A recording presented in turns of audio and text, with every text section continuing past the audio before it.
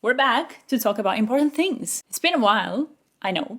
My laptop had an unexpected eclipse of the heart a couple of weeks back, and I had to send it for a repair, which means that this video idea that I've been thinking about for 3 or 4 weeks, I couldn't really film and edit. So if by the time this video goes up, someone else made a video about it, please know that I've been thinking about this for many weeks. Anyway, today I want to talk about AI, which... bit of a cliche at this point, I know, but trust me, it's a worthwhile rabbit hole. As you probably know, AI has been the talk of the town for a little while now, but more specifically in the last year or so, AI has been a very controversial topic in the art space particularly. Now, we already know that you can use ChatGPT for pretty much everything and anything, as long as you don't need to use your brain power as much anymore. Asked ChatGPT to text my ex, thought about it for a while, and then suggested to move on to both of us.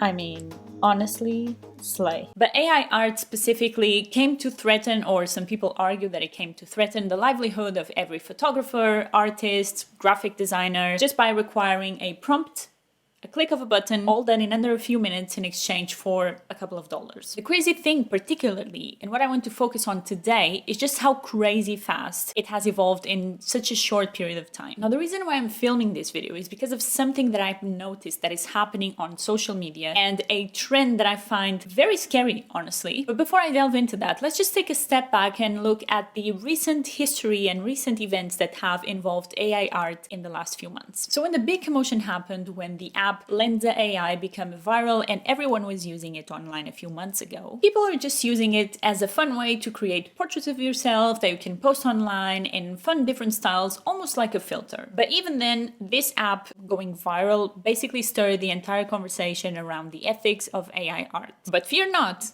because that's escalated, and very quickly so. In February, a number of articles came out covering this particular Instagram photography page called Avery Season Art. The creator of the account, Jose Avery, which I'm not sure if that's how you pronounce it, so I'm going to call him Mr. Avery for the rest of the video, started the Instagram page back in October, and by January, he already had around 12,000 followers, doubling that by the next month.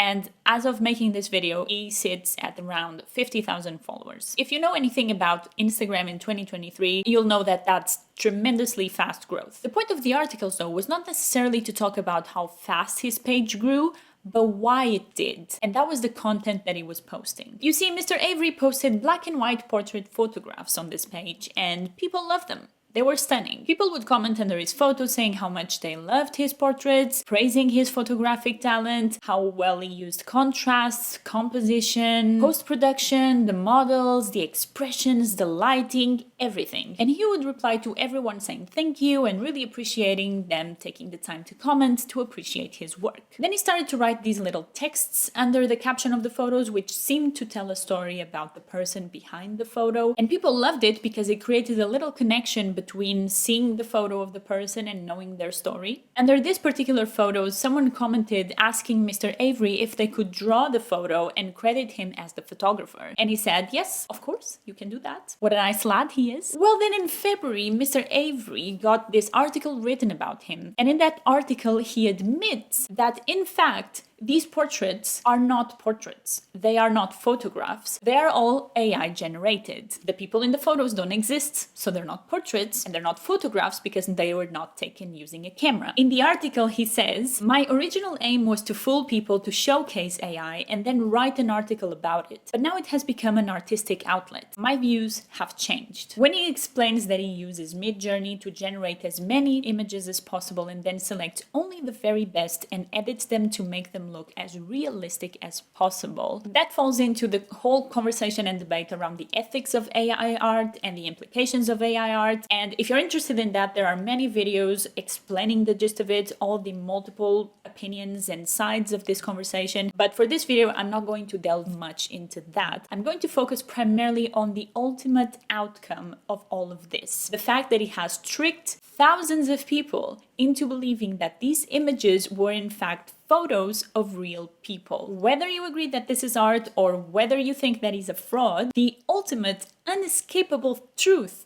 is that he was able to accomplish that. And not only regular people who appreciate photography were fooled by this, it was actually able to fool professional photographers who believed that his images that he was posting were photographs taken with a camera, with natural light, outside, of a person. If I showed you these two images and asked you to guess which one is a real photograph and which one is AI generated, would you be able to? Yeah, you probably guessed it. That was a cheap trick. They are both AI generated. Today, his bio clearly states that his art is AI generated and it's digital. But previously, the only vague assumption you could make of this was from the sentence that he used to have in his bio saying that all his portraits have soul and some contain humans. It was not really explicit because you could just assume that he's saying that because some of his portraits have people in them, therefore they contain humans, and some of his photos are of landscapes or objects, therefore they don't contain humans. To this day, I highly doubt that the majority of the people that follow his account know that his images are AI generated. Even though now he seems to be making a little bit of an effort to tell people how his work is actually being created. To twist the knife a little bit, in the article he says that he feels very conflicted about this whole thing. The whole thing being that he lied to people, trying to make them believe that these were photos taken with a camera. It seems right to disclose AI-generated art in many ways. More honest, perhaps. However,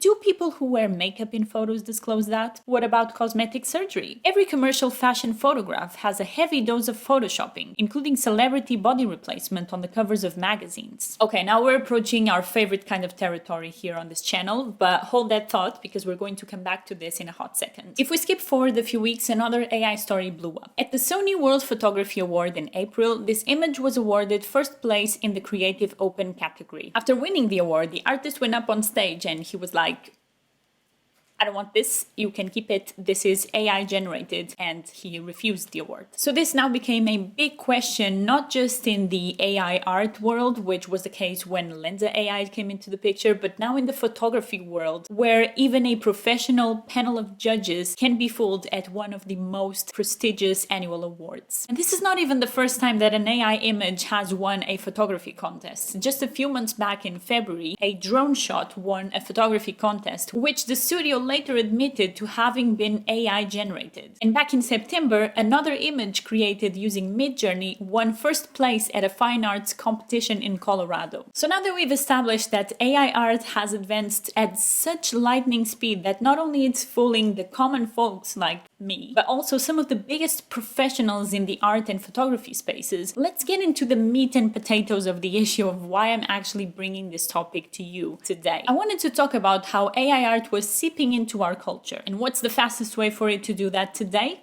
Yeah, social media. A few weeks ago, I went on my Instagram, and on the Explore page, I noticed that there were these images of women. They seemed to kind of fit to different eras. They could be from the 50s or 60s, but they could also be from the 90s. And I just thought, well, that looks like a beautiful actress. And the caption didn't really say much about who it was in the photo or where the photos were from. So I thought, let's just go into the comments and see if someone's mentioned where this is from, who this is. And what a surprise when I go into the comments and I see so many people commenting about, well, first, how beautiful these women are, but also a couple of people pointing out in the comments that these are not real women. They are AI generated. And I'll admit it, before this, I had been a little bit out of the loop with the whole AI conversation. So I wasn't really ready to just see AI generated images crop out of nowhere. And my reaction was literally just, huh. So I went into the account and I saw that they have more than 150,000 followers. On the bio, it clearly states that the images are AI generated. So I kind of started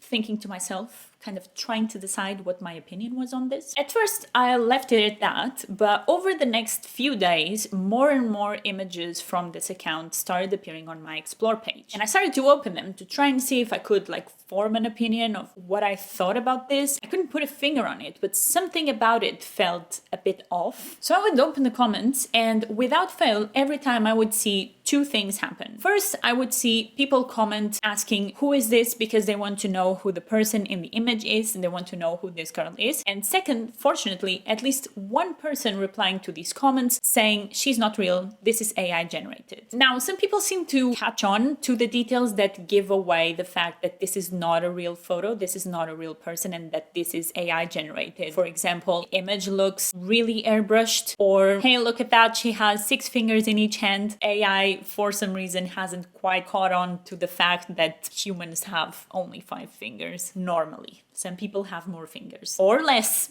And I thought, well, at least people are aware that this isn't a real person. At least they're not being fooled by this. At least the account is disclosing that this is not real people, that this is AI generated. But something about the whole thing still didn't sit right with me in my achy breaky heart. Then as the days went on, I started to notice that more and more images of the same AI generated models in the same style were appearing on my explore page. This time I noticed that these were not posted by the original account, they were being reposted by these other accounts that normally post inspo. Some of these accounts I'm actually familiar with because they've existed for many years, and they normally post photos of real women, real girls, at least Pinterest pretty girls, and they post them to serve as sort of style and fashion inspiration, or at least that's how I've always interpreted them. Now these same accounts are posting these AI generated images among the photos of real people as inspiration. The first few that I saw actually credited the original account in the caption, so if you clicked through to their account, you would see in the bio they explicitly say these are AI generated, they're not real people. However, if there's one thing you can be sure online is that people are going to start stealing content and reposting it and spreading it around without giving proper credit. And now after a couple of weeks of this is what I'm seeing more and more of. As someone who found these images originally from the original account, I am aware that when I see an image with the same style, the same models, they are from this account and they are not real. But someone who's just seeing these for the first time from these accounts not crediting or disclosing that this is AI generated, they will not know. So in the middle of this, I started noticing another thing starting to happen in the comments of these images. And that was the truly worrying part. Comments from dozens of girls. What I would give to look like this. I'm starting to feel ugly watching these. I would die for this hair volume. I want to look like this. And there it was. There it was. I had found the ick. The ick that I didn't know what it was, but it was this. I'll admit, over the past couple of years, maybe I'm naive. Maybe I have too much wishful thinking. I always try to look for the positive side of a situation. In my heart of hearts, I had believed that we were moving in the right direction. We were getting somewhere, we were talking about issues, and we were making progress. I know this will never go away, we'll never stop comparing ourselves to other people. I thought we were getting a little teeny tiny bit closer to rejecting the impossible beauty standards. I guess I was wrong. Like for example, on Instagram we had makeup turn into filters, turn into Photoshop, turn into Facetune, and then the whole plastic surgery trends. And we were calling this out again and again. We were doing it. We were talking about it. On TikTok, we started getting the disclosure if someone's using a filter on a video. And I thought, you know what? Maybe, just maybe, if we keep going, eventually we'll make it. And then these AI images come through. It honestly feels like a slap in the face. We have gone through years of exposing people who Photoshop and Facetune their images to death. We have entire communities talking about how subtle plastic surgery can make it seem like someone's had a glow up or that they naturally look a certain way when in fact they haven't. I thought we had reached some kind of summit, the pinnacle of impossible body standards. Where else could we go from here? Apparently, we could go into the realm of non-existent people. That's where. Remember when we talked about Lensa AI? Even back then, people were concerned that the AI is biased to prefer Eurocentric beauty standards, and that by using these standards as references, the AI could actually be causing image issues for people by creating versions of their faces that are more stereotypically pretty. Well, now we can go even further. We can write the prompt, mix and match, make new women